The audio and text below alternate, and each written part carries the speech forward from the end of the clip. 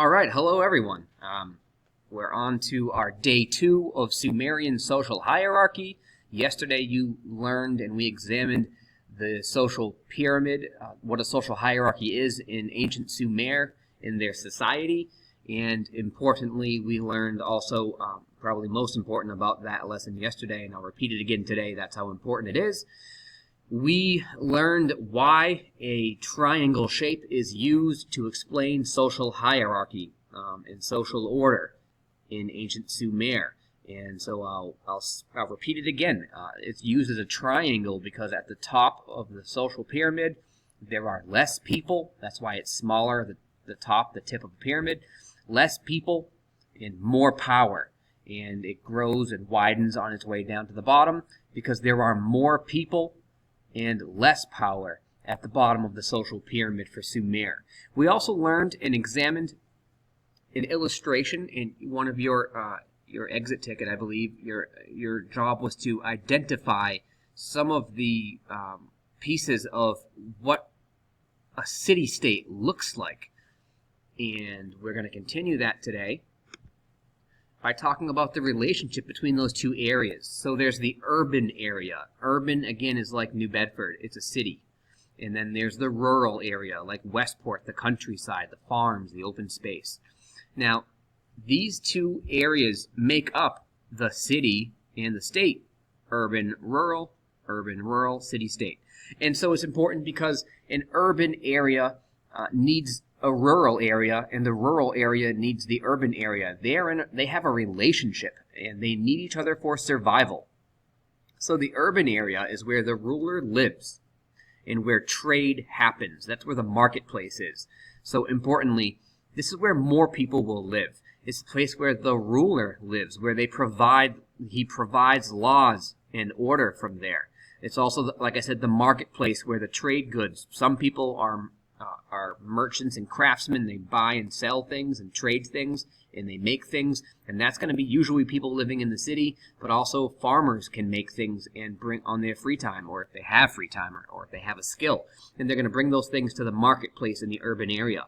And also super important is about the city itself, the urban area, is that it is surrounded by a wall, and that wall provides protection for people in the farmlands, in the rural areas, when they're under attack. Okay? So if another city-state is attacking, which happened a lot in the ancient world, if a city-state's attacking, they might beat on drums or blow a horn, and that will indicate for all of the people. It'll tell everyone living in the rural area that's not surrounded by a wall to drop what you are doing and run and get inside that walled area for protection, because you could be killed or caught in the middle of a battle. The rural area now, they rely on the urban area for these reasons: the marketplace, the laws, and protection. The urban area relies on the rural area because this is where the farming and agriculture happens. And very simply put, the rural area provides food. And it provides that surplus of having more food than you need, so during the winter months, or perhaps during the time when you are under attack and all of the rural people, all the farmers are alerted and called inside those walls for protection. This is where the surplus is going to be, so it can sustain you. And the other thing is that it provides manpower when necessary for the army. I love this illustration. Let's check it out here. So this is a great example of everything that a city-state will have. It will have, importantly, you see the city, the urban area, and the state, the rural area. There might be different small pockets, as you see here that I'm illustrating for you and showing you, of village people living. But you see a lot less people and a lot more open farmland, and all of this these different colored green squares would indicate or would show you, they would represent agriculture and farm fields. But you see a lot more people living closely together in the urban area. Very importantly, this is all behind a very tall wall, and that wall is going to be that protection I was talking about. Also important to point out here is the harbor. Most, if not all, of these places are alongside a body of water, especially fresh water for drinking and for agriculture, for irrigation, providing water to these fields that you need. And it also provides a chance for other city-states that are peaceful with you to trade with you. Okay? Inside the city itself, you'll see as it grows taller and taller for protection. It's almost like that social pyramid. The people at the top are more important. And that's where you're going to have the palace, and that's where the ruler will live and his family will live. And you'll have an area like this that is where the priests live and work, and that's, a religious center. Okay? And if for some reason you're under attack, these people in the rural countryside would go into this wall through the gate. They would block the gate, and hopefully they'd be protected.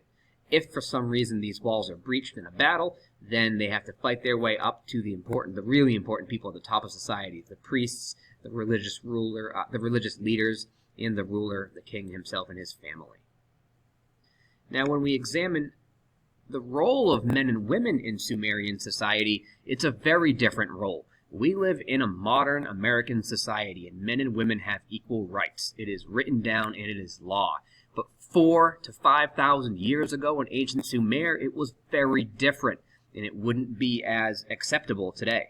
Men held the political positions, and that means they had the power. And they have the power to make laws. And that's why generally, almost at all times in ancient Sumer, the ruler is going to be a king, a man. He might have a queen that he's married to. He might have several queens, women that he's married to. But they will hold the political power.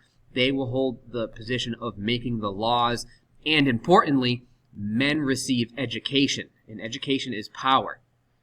Education is power. So it's also a privilege. Women, generally, just like when we're hunting and gathering, they're going to stay home. They're going to take care of the home. They're going to take care of the children, raise the children, be responsible for them, clean the home. They're going to, they would generally do, I suppose, the shopping if you needed to in the marketplace. In some Sumerian city-states, women weren't even allowed in the marketplace. And they're also going to make sure that the fire is kept, just like when they're hunting and gathering. When the women are home gathering or staying closer to the home. They're also usually not allowed education unless they're a very small number of women that are from wealthier families, and they might have had that opportunity. And very few, but some also had an opportunity to be involved in religion and were priestesses. This was a great honor. Generally, we're speaking here on the social pyramid, unless you are the very rare women and the very few that are married to men with political power or in the ruling family, or you're lucky to be a priestess, then that means that you were not allowed an education and you would be at the bottom of that social, or close to the bottom of the social pyramid. Let's examine that social pyramid again before I let you loose to work on some independent practice. So the social pyramid, the Sumerian social order, kings are at the top, lesser of the people that are in charge. That's why it's less people, more power. Priests on your way down. Craftspeople that make things with their hands, whether it's weapons, clothing, pottery, weaving baskets, whatever it might be, even small statues. People that make weapons are called blacksmiths, and they have a skill, and they make a fair amount of money for that skill. Then merchants and traders are the people that take those things from the craftspeople and sell them, and then give them some of their money back, and then make some more money. You're wealthier if you're here. That's why you're higher on the social pyramid. Below that are the farmers. Ideally, you can say that they might be the most important. No food, no survival. And the laborers, they're not skilled laborers. It's sort of like if you need a job to be done, you're digging out canals. It's not a fun job, and you don't have a skill. Everyone can use a shovel. And then at the bottom, not all societies had slaves, but often they had slaves. And it's important to know that they are not slaves based on race. They are generally in Sumer slaves based on people that either have been captured by a rival city-state in a war as a prisoner of war, or you have been enslaved because you owe an amount of money that you cannot pay off, so you pay it off with years of your life to be enslaved. That means that you lose your freedom. You are now going to go to the classwork portion in the assignment for today of Tuesday 9/29, and you're going to work in the Google Doc that was provided. Make sure you follow directions there. You're going to be writing a paragraph, 5 to 7 complete sentences, and you'll be explaining if you could choose a role in the social hierarchy or social order of Sumer, what would it be and why? And also important is where would you live within this city-state itself?